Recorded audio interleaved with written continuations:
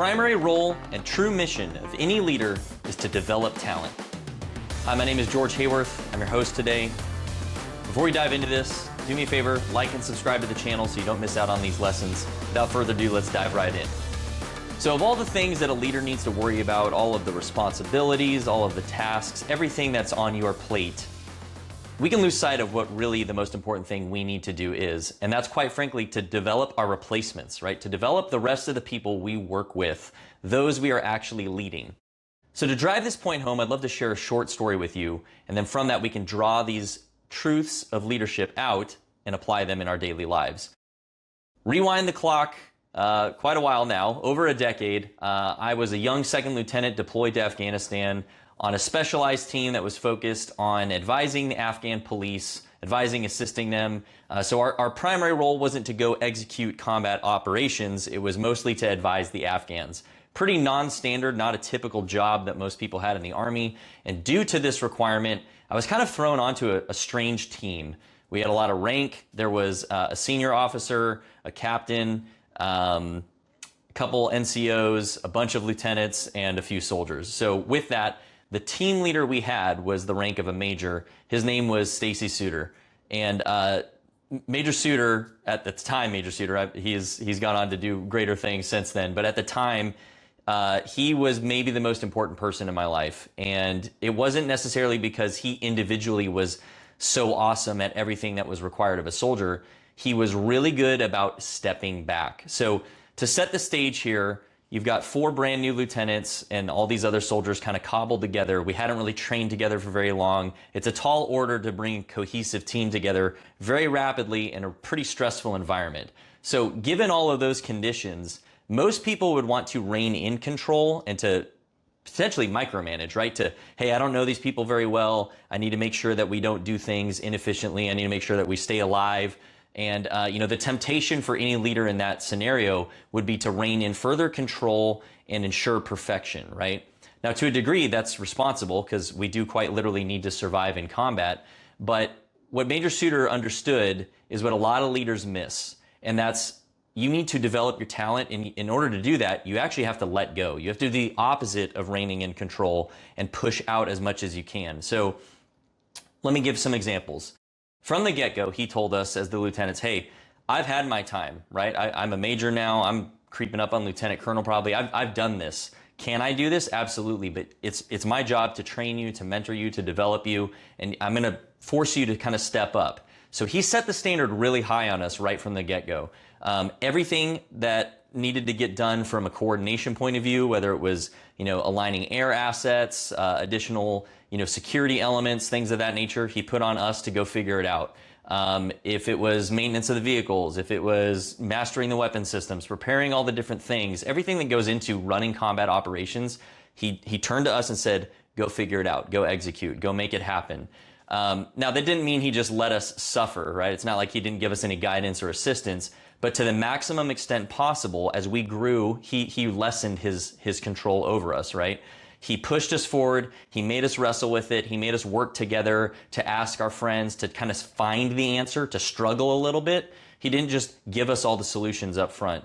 And that was potentially the most important thing that's ever happened in my professional career, because through that experience, I rapidly grew as an individual, as an officer, as a soldier, right? Every task or skill that I needed to gain mastery over, I did a lot faster. Not because I'm some exceptional person, but because he was such a good leader. And through that process, over 9 months of this deployment, I think I grew more than maybe the rest of my active duty time combined. So, 5 years worth of service, give or take, 9 months of that downrange was maybe the most growth I experienced. And I owe that all to Major Suter. His wisdom and patience to let us kind of have a lot of rope to work with, but not so much that we'd hang ourselves, was an incredible teaching moment, a learning experience. And through that, what I extracted out of that was not just my own personal growth, but this lesson of our primary role as leaders is to develop talent. Now, it's incredibly hard, right? Developing talent is not an easy thing to do because it requires so much of us as an individual. So I love the example of Major Suter because he could have taken the spotlight, just told us what to do and we would have executed and we would have been very efficient. There's no doubt, right? We would get a lot done. It would have gone very well. But he knew that where space was available, he could let us kind of take that space and have to wrestle with these things and grow through the process. And that is, I think, where leadership goes from being pretty good to exceptional, is when you understand the whole picture of your environment, your team, the people you're working with, the demands upon your business or team, whatever it may be, seeing the big picture and understanding where that space exists to allow the time and the failures and the learning moments along the way for your people to grow. So he did that maybe better than anyone I've ever experienced in my life. And I owe him so much. I was just recently promoted to the rank of major, so it's kind of come full circle now. I'm stepping into the point in my career that he was back then. And as I reflect on my own journey, so much of what he taught me and allowed me to struggle with got me to where I am today, professionally, personally, just across the board. So let's extract some lessons from this that all of us can take to heart. Number one is you have to have patience. This is why this is so difficult to truly develop people, is it requires you to slow down. I'm a guy that likes to get results. I like to move fast. And whether you're an entrepreneur or a business leader, a team leader, whatever environment you're in, there's a lot of demands on you to get things done. And we live in this fast-paced world where, deadlines and it's all tech and everything's moving quick and AI and all the distractions. We can start to go fast very easily because the world kind of demands us to do so. And this is where patience is so critical. Now, I'm not exactly a patient person. It's not a default setting I have for me. It's something I've had to learn and grow in. And the way that I help myself as well as my clients master patience better is to reframe our perspective in these moments, okay? So as it relates to developing our team, giving our people the opportunities to try and to fail, recalibrate and then try again, we have to kind of take a look outside of ourselves and refocus on what's truly important. So let's say you have a deadline. Just for sake of argument, let's say it's 2 weeks from today, this big project is due. So what you can do as a leader in that scenario is analyze kind of the big picture and kind of ask, all right, how much time is really available? Where can I maybe offload some things to let my people kind of have this learning experience? And then what would be the point where I need to intervene so that we don't truly fail? So kind of weigh the factors. How severe is this? If this goes wrong, can we recover, right? Like analyze the big picture, apply some of this wisdom through the process, and then have that patience to allow your team to kind of fill in that space. Now, sometimes you don't have that much space, so you can't really give too much out, but you want to give just enough so that your people are forced to step up and to learn new process and new skills, and give them advice and counsel, match each person's individual abilities, but that patience comes from that refocus. So when I can refocus on, hey, I have the extra week here, I'm going to use that extra week to develop these people. That's my number one mission right now. And I'll ensure that we don't go too far off course, that we can still achieve the desired outcome at the end of this 2-week deadline. So that's just a high level example, but this is the way that I personally have done this, and I've helped my clients do the same.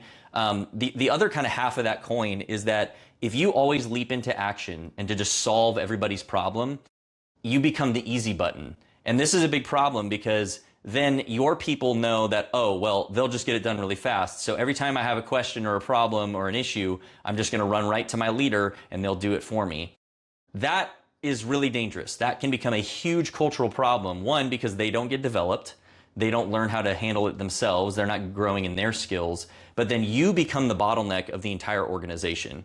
And that's where things really start to break down. You get burnt out, you get stressed out, you get frustrated, you become short with your people.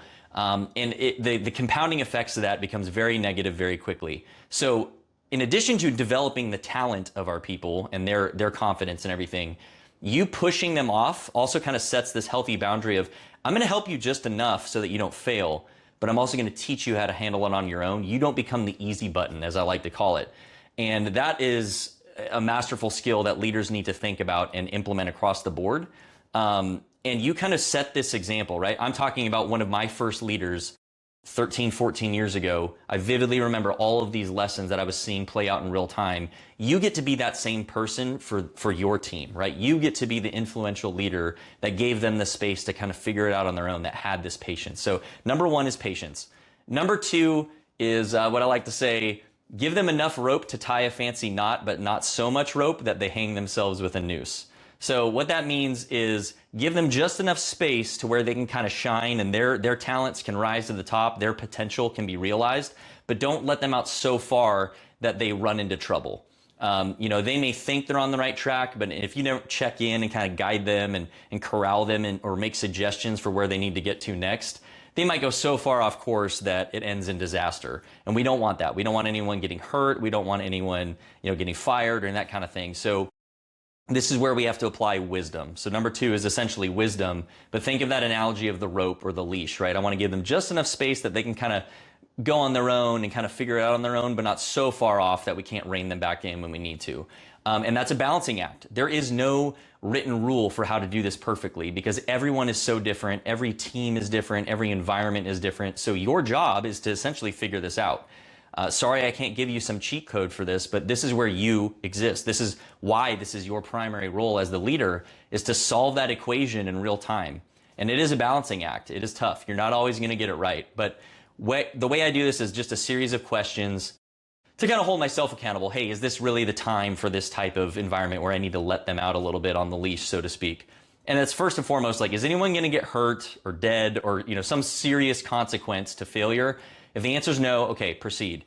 Is this, is time available for this? Is there some critical business requirement or team requirement that if we don't get it done in time, it's going to really make a detrimental impact to everybody? No, okay, continue. So there's like a series of questions there. Just weigh in the options of the total picture.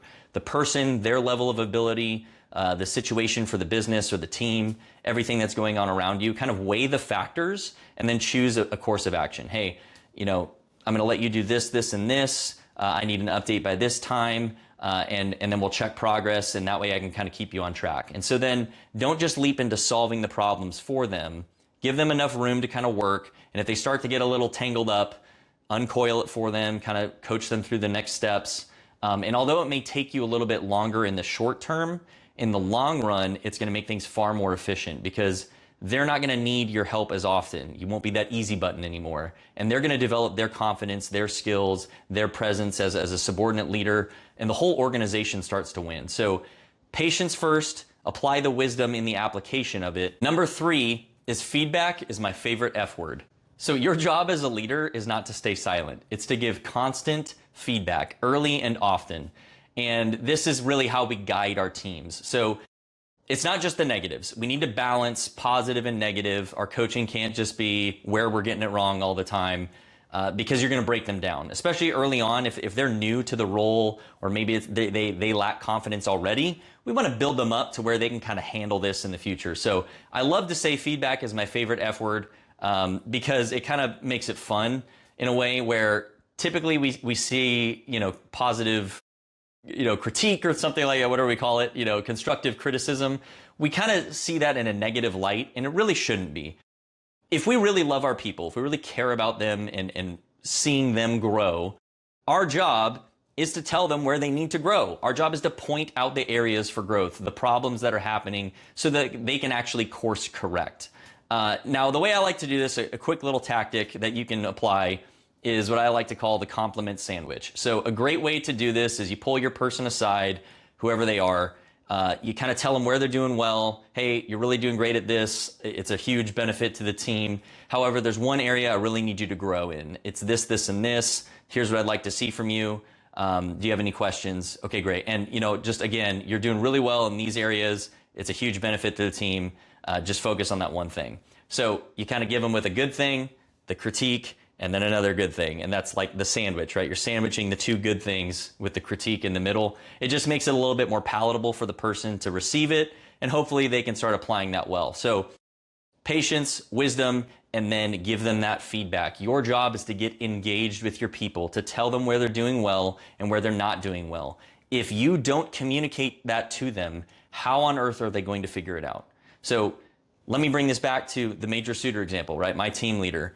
After every operations order brief, right? We'd pull the team together, the platoon together, and we'd give our brief. We immediately stopped afterwards, and the whole platoon critiqued our performance. You said 27 times. You didn't show this. You didn't show that. This needed to be better. And it was kind of brutal, right? My little ego as a 23-year-old second lieutenant didn't exactly like being, called out in front of everyone for all my little mistakes in my briefs, but it made me really good at briefing. It really made me sharpen my craft and hone my craft and pay attention to every little detail.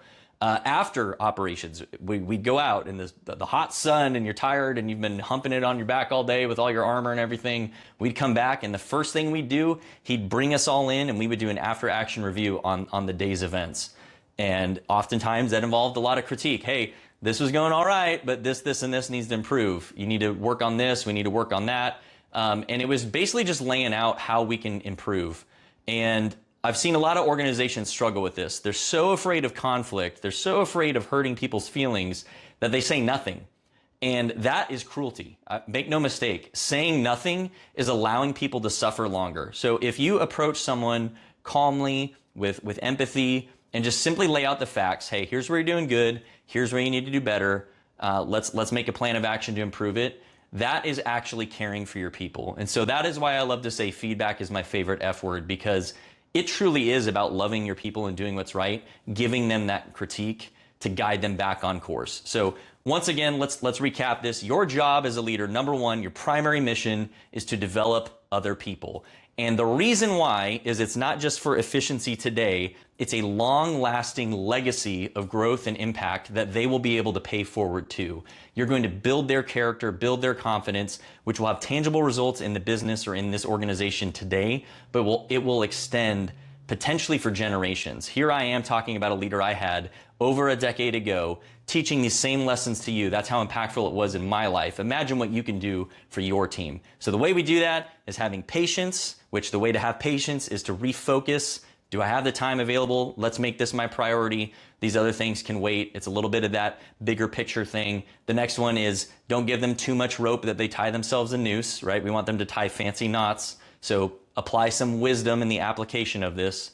And then the final thing is feedback. You cannot give them anything better than true, honest, and direct feedback. Don't pull punches. Do it with grace, but hit them with the truth so that they actually have the chance to grow.